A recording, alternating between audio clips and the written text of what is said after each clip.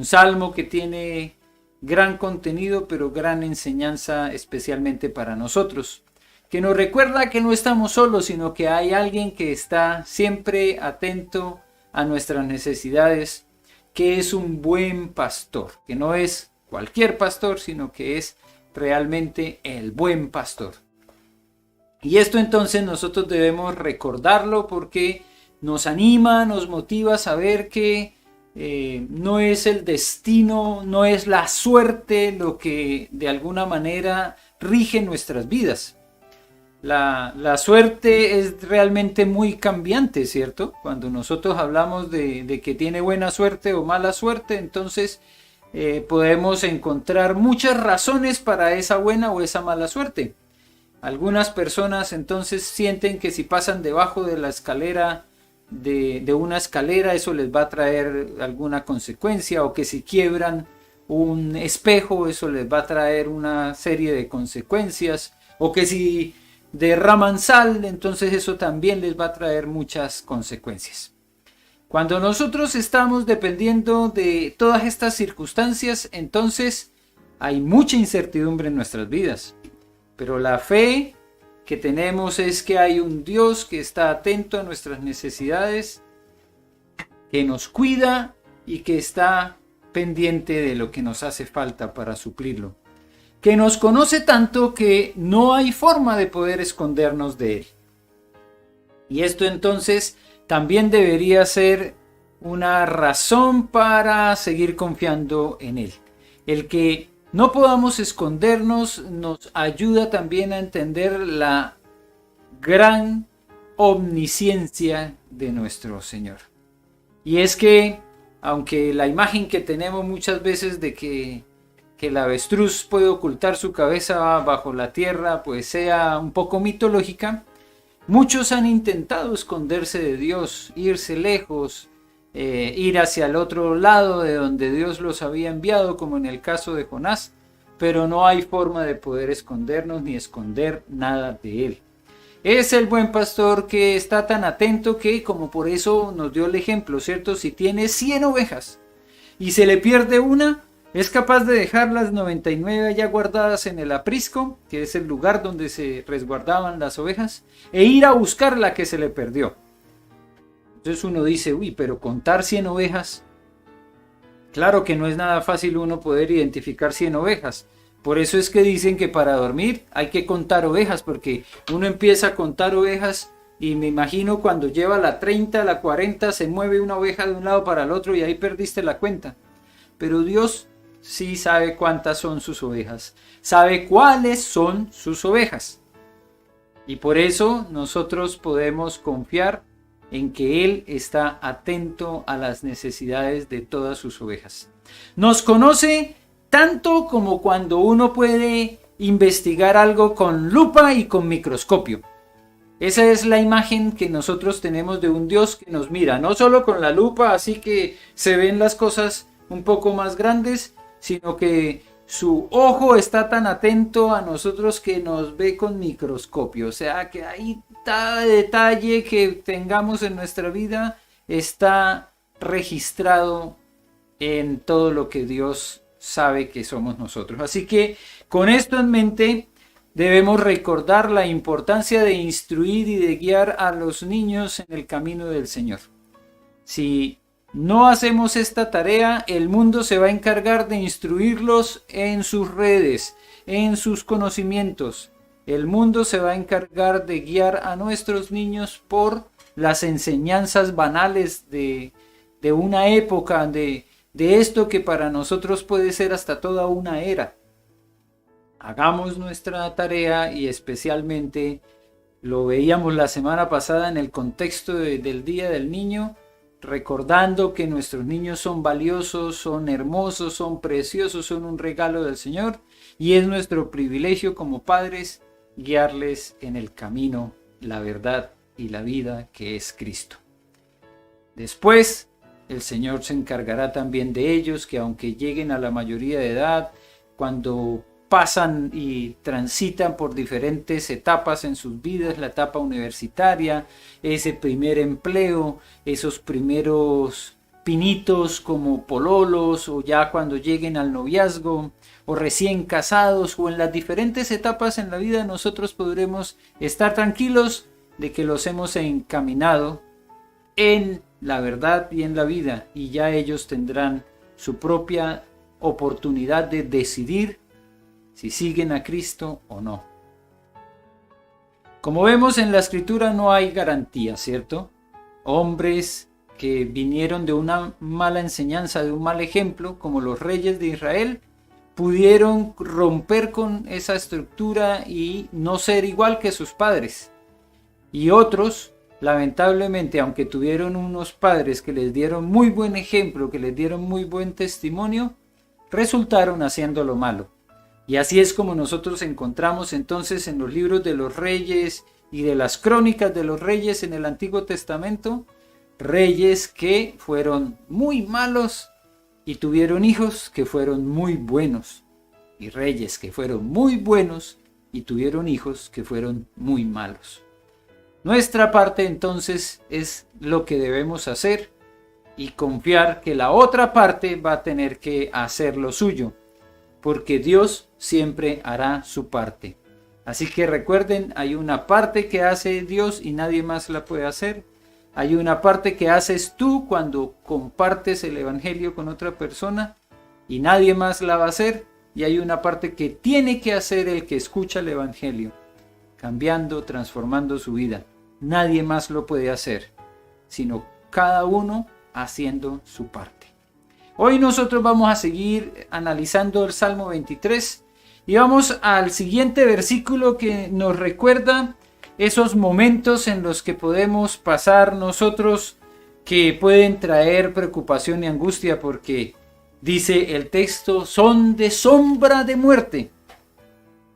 El Salmo 23 entonces nos recuerda que hay lugares que son tan, de alguna manera, espeluznantes, hay situaciones tan complejas que la muerte parece ser como que está ahí, cercana a nosotros.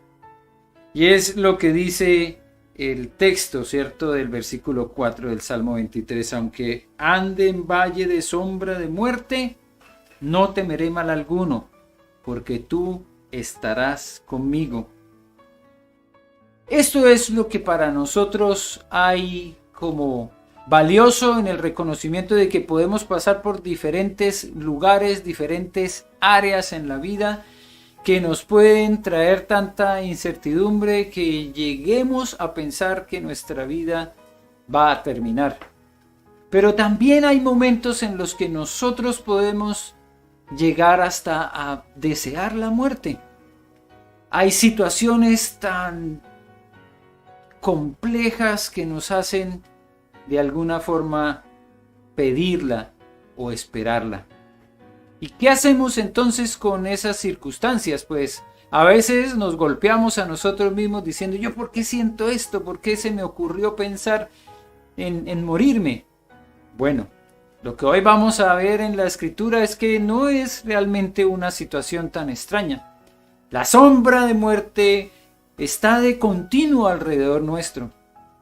Hay ocasiones en las que ni siquiera nos damos cuenta cuántas veces estuvimos en riesgo y en peligro, pero el Señor nos cubrió, nos protegió. Pero hay otras en las que sí lo podemos ver. Hay personas que tienen cantidad de historias con las que se ven identificados en un riesgo verdadero de sus vidas, sea por un accidente o sea por una caída. Muchos de nosotros damos por sentado que entrar a bañarnos, a darnos una ducha, es un evento común de todos los días y que no hay ningún riesgo en ello. Pero la estadística dice que son muchísimas las personas que resbalan y caen en la ducha y ahí encuentran el fallecimiento. Así que no es menor pensar en este tema, porque hay momentos en los que realmente nos vemos enfrentados a la sombra de muerte, pero hay otros en los que ni siquiera nos dimos cuenta, pero de allí nos rescató el Señor. La promesa del nacimiento de Jesús tiene también dentro de ese contenido maravilloso de Isaías capítulo 9 la realidad de la sombra de muerte. Y esto es valiosísimo porque lo vemos no solo en el Salmo 23, sino hay otro texto que también nos recuerda que aún en el paso o en el transitar por esa sombra de muerte, el Señor está con nosotros. Y por eso les invito a abrir sus Biblias en Isaías capítulo 9. Yo voy a leer en la versión Reina Valera solamente los primeros 6 versículos, porque aquí en la promesa del nacimiento de nuestro Salvador, del Mesías, encontramos también fortaleza para los momentos difíciles. Dice la palabra del Señor. Isaías capítulo 9, versículos 1 al 6. Mas no habrá siempre oscuridad para la que está ahora en angustia, tal como la aflicción que le vino en el tiempo que livianamente tocaron la primera vez a la tierra de Zabulón y a la tierra de Neftalí. Pues al fin llenará de gloria el camino del mar, de aquel lado del Jordán, en Galilea de los gentiles. El pueblo que andaba en tinieblas vio gran luz. Los que moraban en tierra de sombra de muerte, luz resplandeció sobre ellos. Multiplicaste la gente y aumentaste la alegría. Se alegrarán delante de ti como se alegran en la siega, como se gozan cuando reparten despojos. Porque tú quebraste su pesado yugo, y la vara de su hombro y el cetro de su opresor, como en el día de Madián. Porque todo calzado que lleva el guerrero en el tumulto de la batalla y todo manto revolcado en sangre serán quemados pasto del fuego. Porque un niño nos es nacido, hijo nos es dado, y el principado sobre su hombro, y se llamará su nombre Admirable, Consejero, Dios fuerte, Padre eterno, Príncipe de paz. Oremos. Bendito Señor, te damos gracias por este pasaje de la Escritura, por este texto escrito en el libro de Isaías, pero que salió de tu boca, promesa del nacimiento del Mesías, el Redentor, el Salvador. Gracias, Señor, porque hoy podemos seguir siendo fortalecidos por esta promesa cumplida en el nacimiento de Jesús, que hoy nos trae todos los efectos de tener a un Dios fuerte, Padre eterno, Príncipe de paz con nosotros, al fiel consejero, a un Dios fuerte que está con nosotros siempre. Gracias por este mensaje que tiene como propósito redarguir, también instruir en justicia, tiene como propósito animarnos, motivarnos a seguir adelante, tiene como propósito darte la gloria a ti. Y por eso pedimos que tu Espíritu Santo nos guíe y que este mensaje llegue a nuestros corazones y que pueda también fortalecernos en aquellas áreas donde necesitamos fortalecer y también pueda animarnos para aquellos que están en momentos difíciles y que nos pueda guiar en el camino que está trazado para tus hijos. En tus manos entregamos entonces este tiempo y te damos honra y gloria a ti en Cristo Jesús. Amén y amén. El valle de sombra de muerte. Está mencionado también aquí y está mencionado en Isaías como parte del proceso que tuvo que atravesar el pueblo de Israel.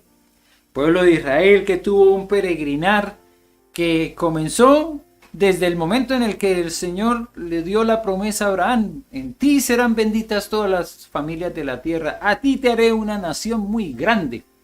Aunque en ese momento ni siquiera tenía hijos. Así vienen las promesas de Dios, cuando a veces nosotros no tenemos cómo ni siquiera asegurar que van a tener un cumplimiento cabal. Pero así llegan las promesas de Dios en momentos ahora que también puede ser que estemos experimentando dificultad. Este pueblo había transitado entonces por el desierto, este pueblo tomó posesión de la tierra Después de un tiempo ni siquiera pudieron seguir viviendo en unidad, sino que se separaron. Pasaron entonces unos a tomar posesión del reino del norte y otros los del reino del sur. A unos entonces les dio con mucho sentido llamarse Israel y a los de abajo llamarse Judá. Decidieron tener sus propios reyes, cuando en un principio ni siquiera el Señor les avaló eso. Les dijo: ustedes no saben lo que están pidiendo. Piden un rey, pero ese rey se va a enseñorear de ustedes, va a tomar sus hijas, los va a subyugar de alguna manera. Pero no, nosotros queremos ser como las demás naciones y queremos tener rey. Bueno, cuando se separaron los reinos del norte y del sur, de Israel y de Judá, además tenían reyes para el norte, reyes para el sur. Se incrementó entonces hasta el conflicto entre ellos mismos. Y después vinieron a ser capturados por los reinos que estaban alrededor: Asiria, Babilonia. Fueron llevados cautivos, perdieron sus posesiones de tierras, de casas. Fueron llevados como esclavos. Y la promesa que el Señor les dio es que todavía seguía amándolos, todavía seguía dándoles la oportunidad de volver a Él. Aunque estuvieran pasando por los momentos más difíciles, aunque tuvieran que enfrentar esas tinieblas, como lo dice el texto, no siempre habrá oscuridad para ustedes. El pueblo que andaba en tinieblas va a ver la gran luz. Los que moraban en tierra de sombra de muerte también van a tener la oportunidad de ver la luz resplandecer sobre ellos. Y es que eso es lo que parece que nos da una sensación más clara de lo que es un valle. Algunos no los conocemos mucho, pero los valles tienen un encanto especial. Normalmente los valles están cruzados por un río, ¿cierto? Pero la definición de un valle es el espacio que hay entre dos montañas.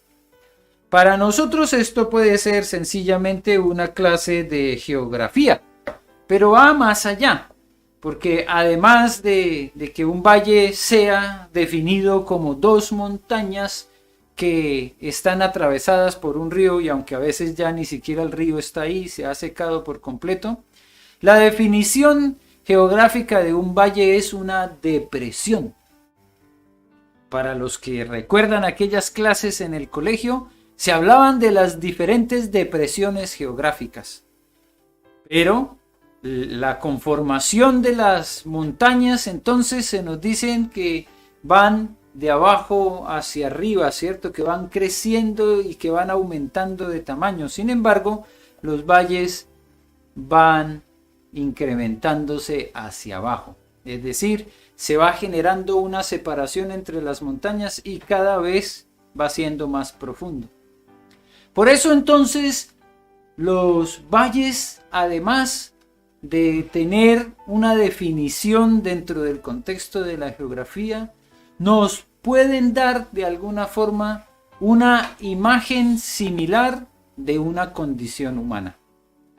¿Será posible que cuando hablamos de la depresión geográfica llamada valle, también tenemos alguna similitud con la probable depresión humana a la cual nosotros podemos enfrentarnos en algún momento?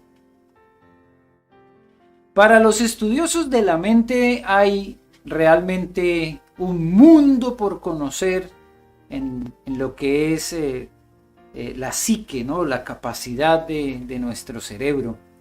Pero es bueno que podamos nosotros acoger muchos de esos hallazgos y ver cómo la misma palabra del Señor también le encuentra sentido a lo que nosotros a veces ni siquiera entendemos. La humanidad ha intentado conocer el universo, conocer la mente humana, y sabemos que no han podido avanzar mucho. Pero hay algo que genera muchas veces para los estudiosos admiración con respecto a lo que sucede en la mente humana. Y es que además de ser muy fuerte, tener tantas capacidades, poder almacenar tanta información, también se han dado cuenta de lo frágil que puede ser la mente humana. Y lo frágil es porque nosotros podemos enfrentar diferentes etapas en nuestra vida en las cuales, como nos muestra esta pequeña imagen, podemos pasar de una gran tristeza a una gran alegría. La mente entonces nos da la oportunidad de asimilar las circunstancias que estamos enfrentando y sin embargo también muchas veces se nos desborda la capacidad y sentimos que estamos sobrepasados porque tanto lo uno como lo otro nos puede causar gran daño. ¿A qué me refiero? A que una gran tristeza nos puede llevar a un lugar de desesperanza, de angustia, de desesperación, pero una gran alegría también nos puede llevar a un momento de tanta euforia, de desbordar tanto la emotividad, que también puede ser catastrófico. De ahí que una historia que yo he comentado en otros contextos, pero que me parece muy importante también dentro de este contexto, tenga tanto sentido. Y es que un consejero real que estaba ahí al lado del rey para acompañarlo en todo su trasegar cuando recién fue entronizado, ¿cierto? Fue instalado como rey, le dijo: te voy a dar los 2 consejos más importantes que tú vas a requerir para enfrentar tu reinado. Estos 2 papelitos son los 2 consejos más importantes que te voy a entregar. Pero este de mi izquierda es el papel que vas a tener que leer cuando estés en el mejor momento de tu reinado. Ahí, cuando tú sientas que estás en la cúspide de tu reinado, cuando las cosas van lo mejor posible, lee este papelito. Y este otro papelito tú lo vas a leer porque contiene el mejor de los consejos cuando estés en el peor momento de tu reinado. Ahí, cuando todo parezca estar destruido, cuando ya pierdas toda esperanza de que las cosas van a cambiar o van a mejorar, este otro papelito lo vas a leer. Pasó el tiempo y claro, llegó el momento de las buenas, de la gran victoria, cuando este rey había conquistado otros dominios, cuando tenía gran popularidad, cuando todo el mundo venía y lo reverenciaba. Y él dijo: es buen momento para leer el consejo de este sabio. Tomó su papelito, lo leyó y lo que decía era: esto también pasará. ¿A qué se refiere? Sí, se quedó pensándolo el rey, pues estoy en la cúspide, pero puede ser que en algún momento esto va a cambiar. Y así fue. Claro, empezaron a cambiar las circunstancias, apareció otro reinado que tomó mucha fuerza, que empezó a batallar contra él, aparecieron conflictos internos en su propia familia, cuando algunos querían ya tener más relevancia y tener más reconocimiento. Y entonces, al pasar el tiempo, él se encontró en una situación bastante calamitosa, donde estaba por, como se dice, entregar la corona y no seguir siendo rey. Y tomó entonces el segundo papelito que le había entregado el sabio y lo leyó, y decía: esto también pasará. Bueno, alguno podría decir: qué tontería de consejo, el mismo consejo para 2 situaciones tan diferentes. Pero es un buen consejo, porque es el consejo que nos ayuda a recordar que hay momentos difíciles en los que tendremos que transitar, que no siempre son dificultades, sino que también a veces son grandes victorias. Pero mantenernos enfocados, mantener equilibrio en la vida es importante tanto en los momentos de victoria como en los momentos de derrota. En el valle, cuando estamos transitando entre la montaña grande de la victoria y pasando a la derrota, o cuando estamos en la gran montaña de la dificultad, pasando para el momento de la victoria, ahí es donde nosotros tenemos la oportunidad de confiar que el Señor está con nosotros para acompañarnos en ese valle que tiene sombra de muerte. Cuando la gran alegría, la gran euforia también nos puede llevar a tomar decisiones apresuradas, locas. Cuando la gran tristeza también nos puede llevar a tomar decisiones de momentos desesperados. Lo mencionaba recién el domingo pasado, hay personajes que nos han ayudado también a evidenciar, a visualizar, a dimensionar un poco lo que pasa con circunstancias tan normales que atañen a cualquier humano. Se acabaron los Juegos Olímpicos el domingo pasado y algunos de nosotros quedamos como, ¿y ahora qué más vamos a ver? Bueno, no sé quiénes fueron los afortunados que pudieron ver hartas competencias. Lamentablemente no había mucha cobertura televisiva, por lo menos para nosotros que no tenemos una señal de cable de esas especiales. Y muchos de los eventos eran en la madrugada por la diferencia horaria, así que no pudimos ver muchos de esas competencias que nos encanta ver. Pero hubo un evento que sí fue reconocido por muchos, y es el hecho de que una gimnasta norteamericana, Simone Biles, haya reconocido que su mente estaba bombardeada por tantas cosas que ella lo dijo, sentía muchas voces de muchos demonios que no la dejaban desarrollarse apropiadamente. Ella nos hizo pensar que a cualquier persona le puede llegar ese momento difícil, en el que su cabeza está tan atiborrada de pensamientos, que está tan bombardeada con imágenes, con ideas, que su decisión fue más bien aislarse, apartarse de esas competencias. Uno dice, pero si para eso se ha preparado toda la vida, son 4 años que estuvieron preparándose. Bueno, realmente en este caso fueron 5 porque se aplazaron los Olímpicos del 2020, pero ¿en medio de qué circunstancias? En medio de pandemias, en medio de preocupaciones, de mensajes de alerta. Muchos de estos gimnastas, nosotros diríamos, tuvieron un año más para prepararse, pero lamentablemente lo que pasó para algunos de ellos fue un año más de ansiedad. Hoy yo me preparé para estar el 2020 en estos Olímpicos, pero se me aplazó hasta el 2021. ¡Qué preocupación, qué angustia! Hay gente que se está preparando ahora mejor que yo. Hay otras gimnastas que la televisión las presenta como la nueva promesa. Y ella seguía sintiendo toda esa presión, todas las cámaras. Imagínense, y eso que esos coliseos donde se llevaban a cabo estas actividades no tenían público. ¿Qué tal que hubiesen tenido toda esa presión de 20,000 aficionados ahí gritando su nombre?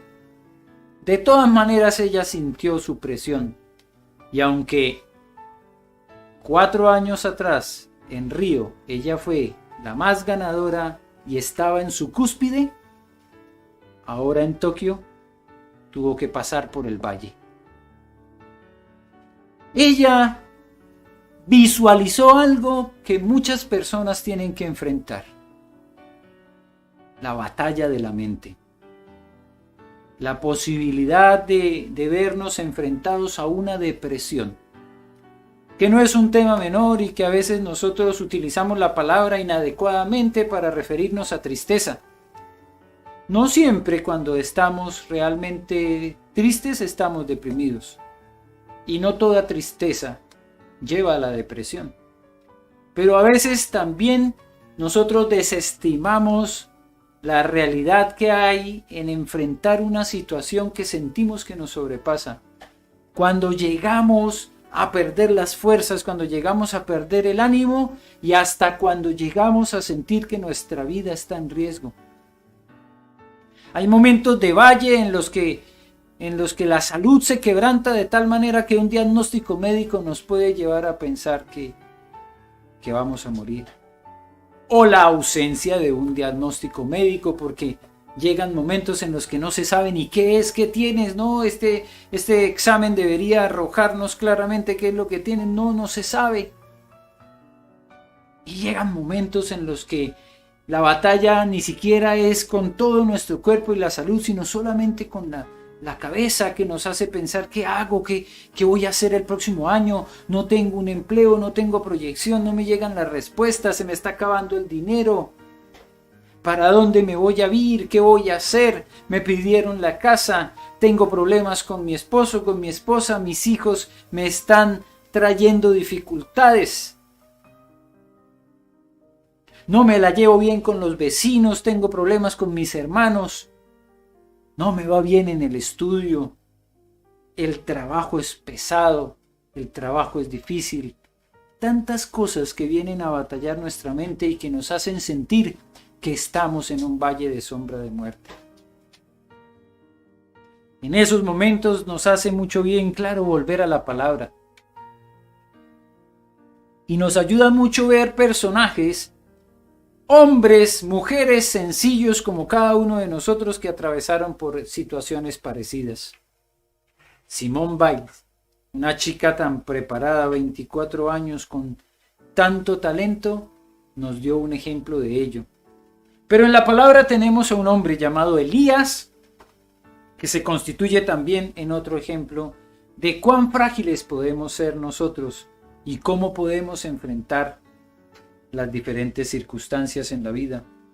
El primer libro de Reyes, en el capítulo 19, nos habla de este profeta que es tan humano como todos nosotros. Este profeta, entonces, como muestra la imagen, enfrentó a los profetas de Baal, a falsos profetas que vinieron y le dijeron: es que tú estás siguiendo un Dios falso. Dijo: sí, un Dios falso, pues vamos a mostrar aquí enfrente de todos quién es el que sigue al Dios verdadero.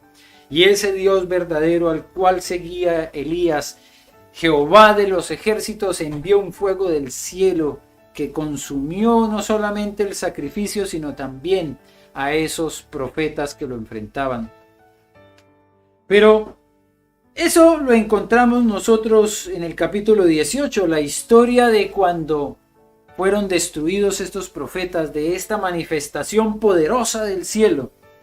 Pero después, en el capítulo 19, encontramos que empieza Jezabel, una reina, a perseguirlo a él. Entonces Jezabel envió a Elías un mensajero. Estoy leyendo primer libro de Reyes 19:2. Así me hagan los dioses y aún me añadan, si mañana a estas horas yo no he puesto tu persona como la de uno de ellos, es decir, como la de los profetas que murieron. Era una amenaza de muerte. El versículo 3 dice: viendo pues el peligro, se levantó y se fue para salvar su vida. Y vino a Beerseba, que está en Judá, y dejó allí a su criado. Y él se fue por el desierto un día de camino, y vino y se sentó debajo de un enebro. Y deseando morirse, dijo: basta ya, oh Jehová, quítame la vida, que no soy yo mejor que mis padres. Un profeta, un enviado de Dios, alguien que acaba de ver esa manifestación, fuego que cae del cielo, le quita de enfrente a 300 enemigos y ante una amenaza se angustia, se preocupa, se deprime, se va al desierto en esa soledad y dice el texto, deseando morirse, le dice al Señor: quítame la vida.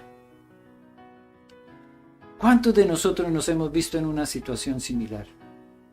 Y lo terrible es que a veces nosotros queremos tapar el sol con un dedo y decir: no, yo nunca he sentido eso, pero honestamente, yo puedo decirlo, he llegado a momentos difíciles en los que le digo: Señor, ya nomás llévanos. Ya, ¿para qué más este mundo que nos causa tanta repulsión a veces, este asco que nos dan tantas malas noticias? Y haber pedido a Dios que nos quite la vida, que nos lleve a su presencia, puede ser un momento de un gran valle. Y en ese momento de sombra de muerte, ¿qué nos puede rescatar? Pues la palabra de Dios. Y lo único que nos puede rescatar de un momento así es seguir conociendo a Dios. Así que yo les animo a que este texto lo sigamos recordando en los momentos difíciles, porque necesitamos ahí, cuando estamos en la situación compleja, recordar quién es el que tiene palabras de vida eterna. Ahí es donde deben llegar a nuestra mente esos versículos que nos hemos aprendido de memoria. ¿Para qué aprender versículos de memoria si no es para tenerlos presentes en momentos difíciles? Todavía seguimos evaluando si hacemos o no hacemos en el campamento de Caburga ese desafío de aprendernos los versículos cada día. Pero situaciones como esta que enfrentó Elías, situaciones como la que enfrentó Simón Biles y como las que sé que hemos enfrentado cada uno de nosotros, nos animan a seguir memorizando la palabra de Dios. Tenemos que seguir guardando en nuestra mente esos mensajes que nos traen ánimo, porque es exactamente lo que el Señor nos dijo a través de la promesa dada en Isaías capítulo 9, que nacería este niño, un niño que nos es nacido, para traer un cambio en nuestra vida. El pueblo que andaba en tinieblas vio gran luz, los que moraban en tierra de sombra de muerte, luz resplandeció sobre ellos. Y ahí es cuando nosotros como que a veces decimos, no, se me prendió una lamparita, se me prendió la ampolleta. La luz que viene cuando llega la palabra de Dios a nuestra mente. Multiplicaste la gente y aumentaste la alegría. Se alegrarán delante de ti como se alegran en la siega, como se gozan cuando reparten despojos.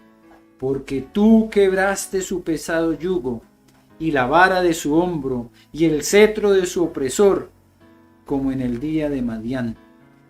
¿Qué son estas palabras? Esperanza.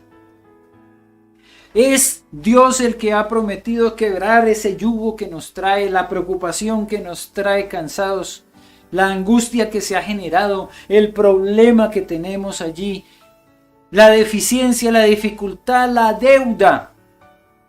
Esas promesas son las que debemos ahí acogernos a ellas para seguir confiando que Dios tiene cuidado de nosotros. Y por eso, esos versículos como el del Salmo 23, que nos recuerdan, no temeré mal alguno. Aunque ande en valle de sombra de muerte, no temeré mal alguno. ¿Cuándo tenemos que estar seguros? Cuando sabemos que las cosas no están funcionando como quisiéramos.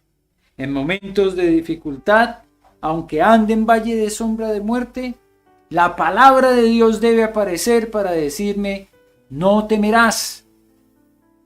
No temerás mal alguno. ¿Por qué? Porque Él estará conmigo. No temerás nada que se te venga enfrente, porque Él estará contigo. Entonces, es la palabra de Dios la que va a traer ese consuelo.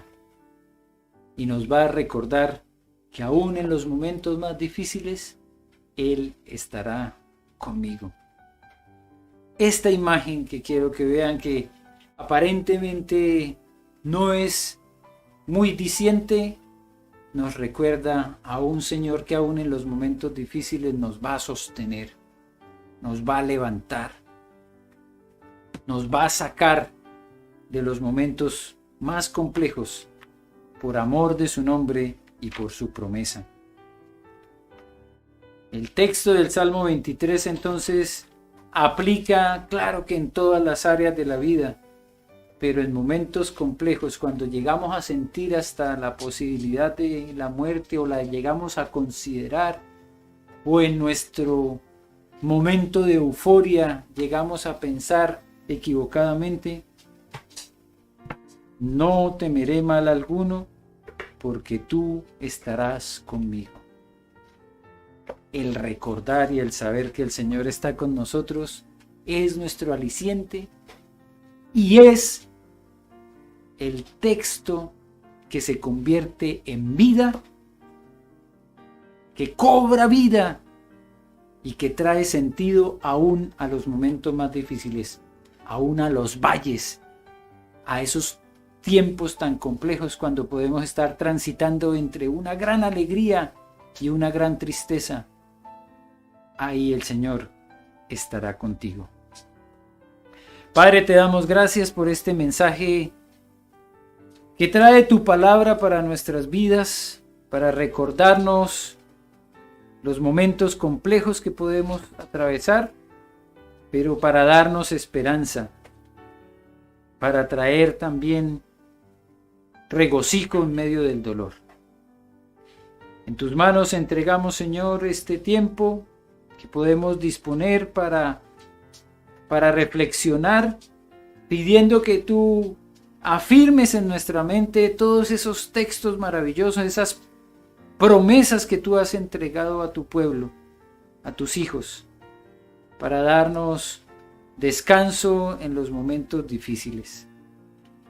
Gracias, Señor, porque hoy podemos nosotros estar atentos a tu voz, y tu voz trae descanso, trae la posibilidad de encontrar sentido en cosas que realmente son sin sentido muchas veces.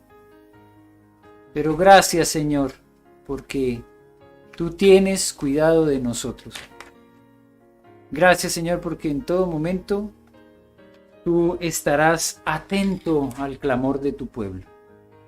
En tus manos, Señor, entrego toda preocupación, toda angustia.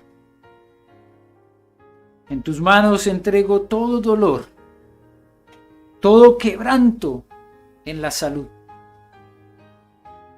En tus manos entregamos, Señor, toda preocupación, toda ansiedad que se llega a generar por el futuro, por las incertidumbres del futuro, por aquellos que están sin empleo, por aquellos que tienen planes y proyectos, pero que todavía no saben cómo llevarlos a cabo a feliz término. Todo lo que pueda causar esa angustia y esa preocupación en las vidas de mis hermanos, gracias porque ese niño que nació, creció y hoy está con nosotros. Prometió que estaría con nosotros todos los días hasta el fin del mundo.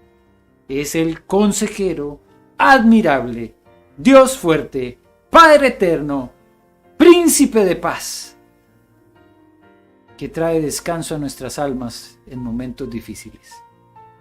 Gracias, Señor, por esta promesa maravillosa en el nacimiento de Jesús, que trae para nosotros esperanza, esperanza de gloria. En Cristo Jesús oramos y te damos gracias a ti, honra y gloria por los siglos de los siglos. Amén y amén.